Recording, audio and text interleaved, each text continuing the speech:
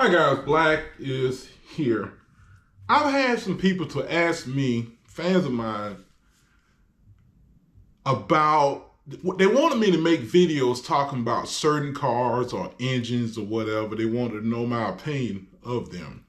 Okay, I don't like to talk about a car that I haven't driven before because I can't, it's not genuine, or I don't really have enough information on that vehicle. But yesterday I was at Burger King drive-thru, and there was a Chevrolet Traverse in front of me. I don't know what year it was, but it looked like it was pretty new. And I was wondering, I wonder if they still got the 3.6 V6 engine in it. So I Googled 2024 Traverse and found out something I did not know. In 2024, GM put a 2.5 16-valve turbocharged four-cylinder. And I think I put horsepower what I put 2024 Traverse horsepower. And it said four-cylinder turbo, 328 horsepower, I think it is. I was like, what the 328? I'm like, damn. So of course I, did a little more Google, went on YouTube, watched a few videos, and I ran across this guy who sort of kind of pissed me off.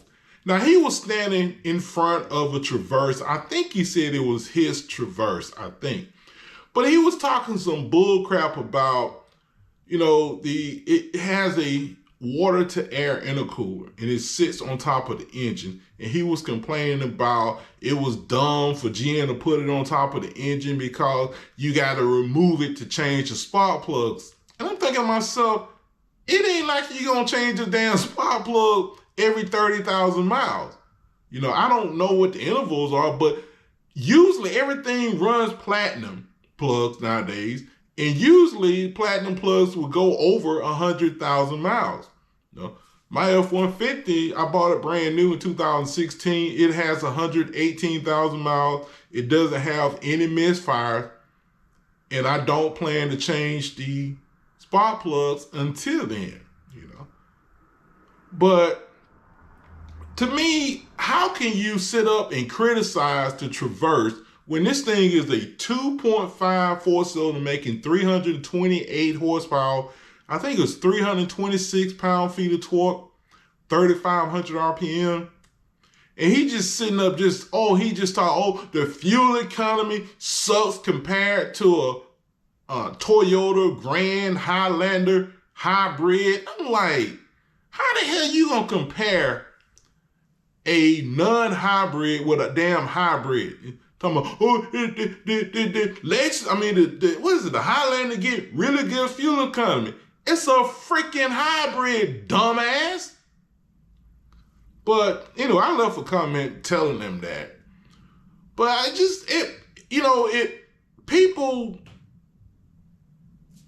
going to tell you what I think it is. Low class ass, not really low class, just ignorant ass people hate turbos. They rather see a big gas guzzling V8, than to see a four-cylinder turbo. To me, I don't care. I love turbos, okay? Something popped up a few days ago. Was talking about I think it was a GM, a Buick or something that comes with a 1.2 turbo 3-cylinder. And they was talking about, it got like 137 horsepower. And, I would like to drive it too. I'm in no hurry, but I would like to drive it to see what it feels like. Again, I'm not afraid of turbos. Turbos, whenever you say something about a turbo, the first thing comes out ignorant ass person's mouth is they gonna holler about the turbos go bad. Turbos don't go bad as often as people think. They really don't. And the thing is, my F-150 is not my first turbo. I own a Sunbird turbo, two Sunbird turbos, had a Grand Am turbo. So my F-150 is not my first turbo. Now, my very first turbo was, I think it was the 89 Pontiac Sunbird GT 5-speed. The turbo was bad when I bought the car. I only paid $65 for the car. The car ran, okay? I had driven turbocharged cars before, but I never owned one. I drove the car home and the turbo wasn't working. And I took the intake pipe off and found out the turbo was locked up. So I took the turbo, I couldn't find a turbo, and I ended up I took the turbo off, went to pull apart, got a regular exhaust manifold, some plumbing or whatever, and I changed the car over to a normally aspirated car because I couldn't find a turbo. Back then I was broke also. Again, the car was $65, but it ran fine, just needed a turbo. But after taking the turbo off, I drove the car around without the turbo. And I'm gonna tell you something, the car was not slow. Now, I mean, it was slower than a turbo, but I never drove a turbo Sunbird. So I don't know what the turbo Sunbird drove like. But it seemed, I'm pretty damn well sure it was faster than my damn 2.3 Mustang. Four-cylinder Mustang, it was faster, you know. I drove the car probably 6 months without a turbo, you know. And it was funny, the fuel economy was like 26 mpg. And when I finally found the turbo, went to pull apart, took it off a Grand Am, put it on there, the fuel economy dropped to like 24.5. Of course, it was a lot faster. Not as fast as I thought it was going to be, though. But it was fast. It was weird. You could feel the turbo in first, second, and maybe third gear. But it's like fourth and fifth gears, I almost felt like you couldn't feel the turbo. I don't know, but anywho, getting back to it, I ain't afraid of turbos. I'm not afraid of them at all. And, you know, when I bought my F-150, they tried to talk me into buying an extended warranty. They ended up tricking me into buying one, but I actually saved like 20 some cents every month on a payment. But I didn't want to extend the warranty because I was not afraid of the F-150 fella. Ford is not a bullcrap company, and the EcoBoost was not the first turbo Ford made. A lot of people don't know Ford had the SVO, they had the Thunderbird Turbo Coupe, they had some older Mustang turbos. So, and also Ford made European cars that's turbos, you know? So Ford ain't new to turbo, and I wasn't afraid of them at all. But getting back to the GM Trent Traverse, I've never driven the Trent Traverse before, never. But I like to drive one. Especially the new four-cylinder turbos.